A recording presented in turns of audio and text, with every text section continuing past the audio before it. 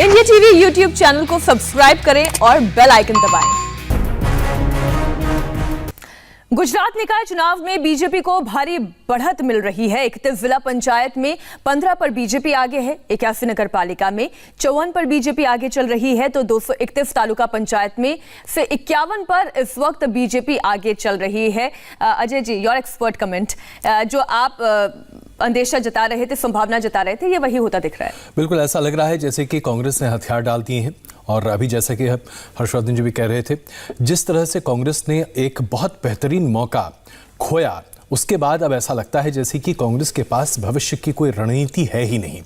और ये दुर्भाग्यपूर्ण है, क्योंकि अगर विपक्ष के तौर पर कोई भी राजनीतिक दल अपने अस्तित्व पर नहीं खड़ी हो पा रही, तो फिर ये भारतीय जनता पार्टी के लिए बहुत लंबे समय तक के लिए एक बहुत ही अच्छी पारी है, जहां पर वो लगातार छक्के पे छक्का मारती रहेगी, कोई विपक्ष में खड़ा होता दिखाई नहीं देगा।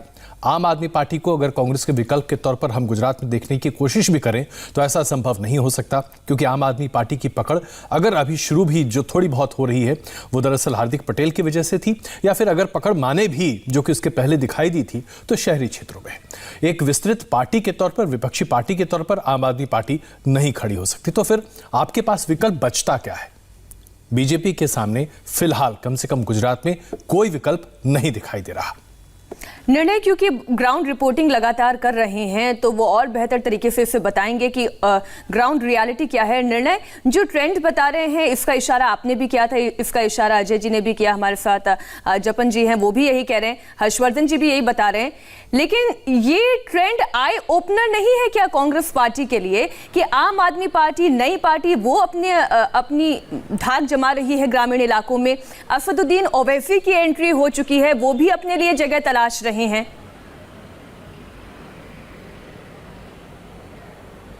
देखिए, बड़ा साफ सा संकेत है कांग्रेस के लिए कि उसे अपने घर को तुरंत ठीक करना पड़ेगा, और उसके लिए सबसे पहला जो कदम उसे उठाना होगा वो ये है कि आपसी झगड़े छोड़ के और एक बार एक कोहेसिव फोर्स की तरह वापस से खड़े होना पड़ेगा पार्टी को। क्योंकि मैं आपको बता दूं, इन चुनावों में जिस तरह से टिकट डिस्ट्रीब्यूशन के टाइम पे हमने जो माहौल देखा है, कांग्रेस आखिरी दम तक अपने ऑफिशियल उम्मीदवारों को मैंडेट तक इशू नहीं कर पा रही है। अब आप अंदाज़ा लगाइए, जो पार्टी अपने उम्मीदवारों को मैंडेट देने से डर रही है कि कहीं विरोध ना हो जाए, वो पार्टी चुनाव में कैसे पहुंचेगी, कैसे रणनीति बना करके आगे लड़ेगी। और उसी का परिणाम आप देखिए कि करीब 219 उम्मीदवार तालुका पंचायत, नगर पालिका और जिला पंचायत में मिला करके बीजेपी के निर्विरोध चुने गए। कांग्रेस अपने उम्मीदवार वहाँ फाइल भी नहीं कर पाई, और इसका परिणाम ये हुआ कि कड़ी नगर पालिका जो है मेहसाना जिले की 36 सीटें हैं उस नगर पालिका में, और 26 सीटों पर बीजेपी के उम्मीदवार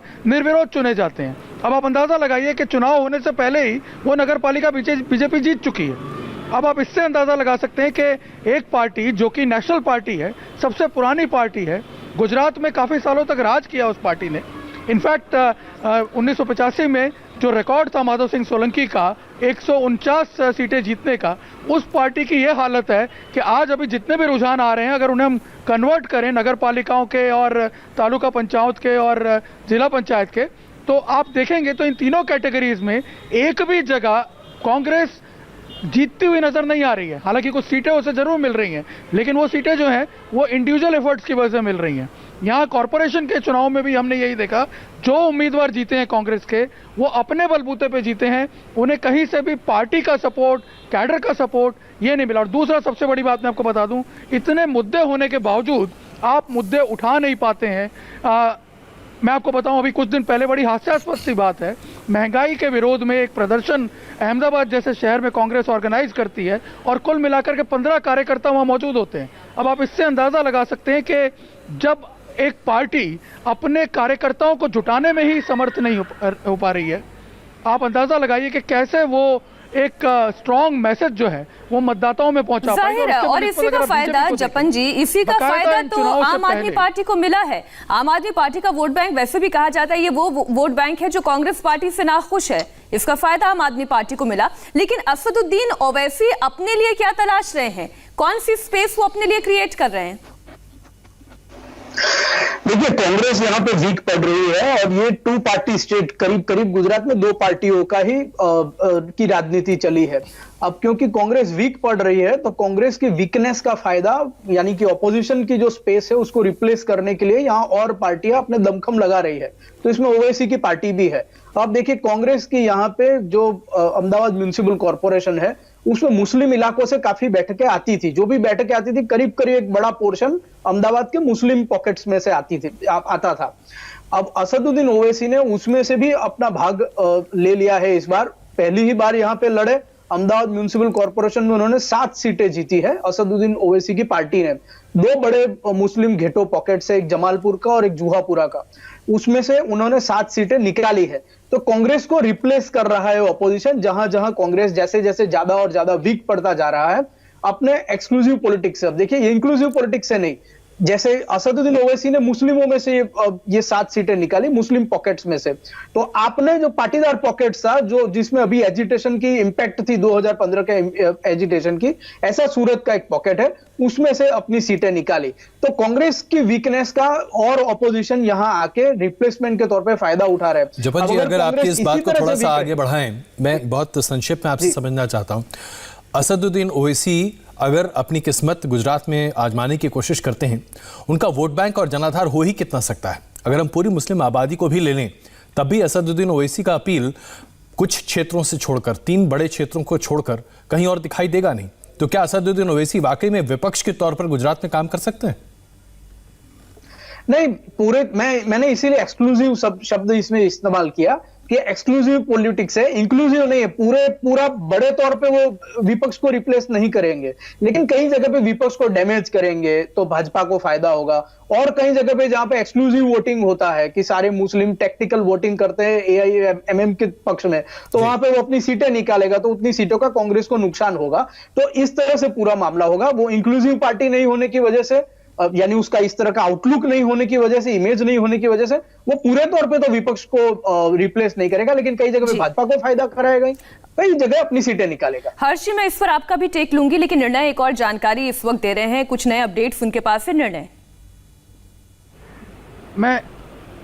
मैं यहाँ पे अजय जी खाली एक पर्सपेक्टिव और ऐड करना चाहता हूँ। असदुद्दीन ओवैसी को जी हम एक मुस्लिम नेता के तौर पर देख रहे हैं। बात बिल्कुल सही है, गुजरात में कई ऐसे मुस्लिम डोमिनेटेड इलाके हैं जहाँ पे वो अपना इम्पैक्ट डाल सकते हैं और जिसके की शुरुआत होती हुई नज़र भी आ रही है। लेकिन मैं आपको बताऊँ, इसमें एक और बहुत बड़ा एंगल छुपा हुआ है। वो जिस तरह से अलायंसेस करने की कोशिश कर रहे हैं गुजरात में, मध्य गुजरात में भरूच और नर्मदा जिले के आसपास के इलाकों में उन्होंने BTP के साथ अलायंस किया है, भारतीय ट्राइबल पार्टी, जो कि एक स्ट्रॉन्ग फोर्स है उस एरिया में। इसके अलावा वो टारगेट कर रहे हैं गुजरात में उन दलित वोटर्स को जो एक तरह से विभाजित हो गए थे।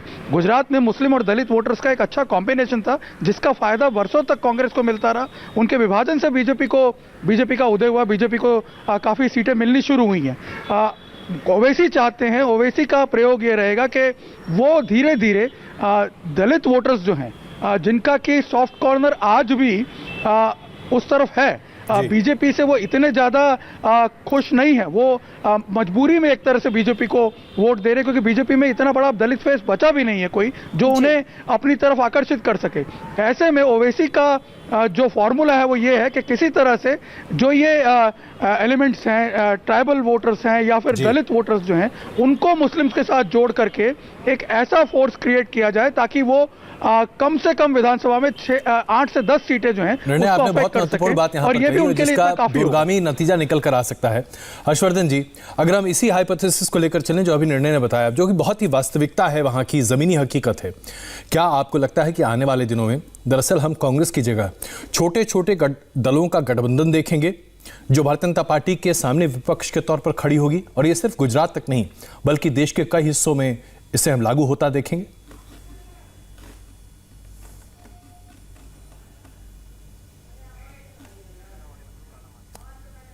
ऐसा लग रहा है उनसे बात नहीं हो पा रही है। निर्णय, अगर इसी सवाल को मैं आपके सामने रखूं जो भी हर्षवर्धन से हम सवाल पूछ रहे थे, जिस तरह से आप गुजरात में छोटे दलों का गठजोड़ देख रहे हैं आने वाले दिनों में, और शायद ये विपक्ष के तौर पर काम करें, अगर हम इसको एक्सट्रापोलेट कर दें नेशनल लेवल पर, क्या हम इस तस्वीर को अब मुखर तरीके से देखेंगे?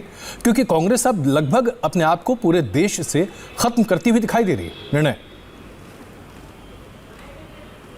जी बिल्कुल, ये ऐसा इसलिए होने जा रहा है अजय जी कि आप देखिए कांग्रेस जो है वो एक पॉलिटिकल स्पेस खाली छोड़ती जा रही है हर जगह इन पार्टीज के लिए जो कि अपने अपने रीजन्स में स्ट्रांग हैं।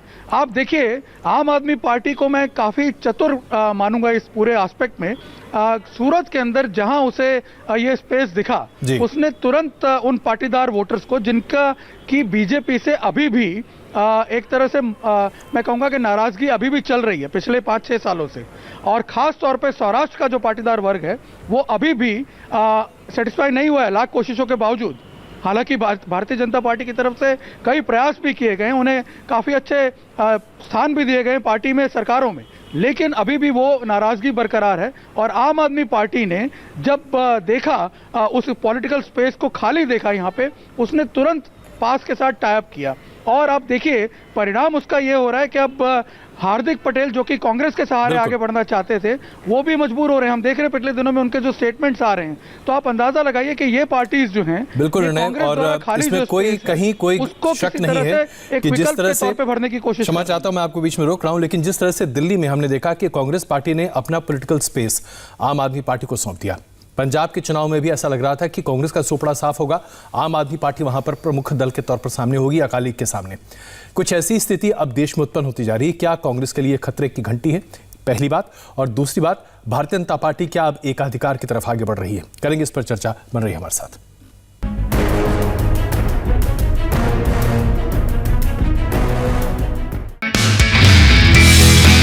नमस्ते, मैं हूं मीनाक्षी जोशी। वीडियो और खबरों से अपडेट रहने के लिए India TV YouTube channel subscribe करें, बेल आइकन दबाना ना भूलें। जुड़े रहें इंडिया टीवी के साथ।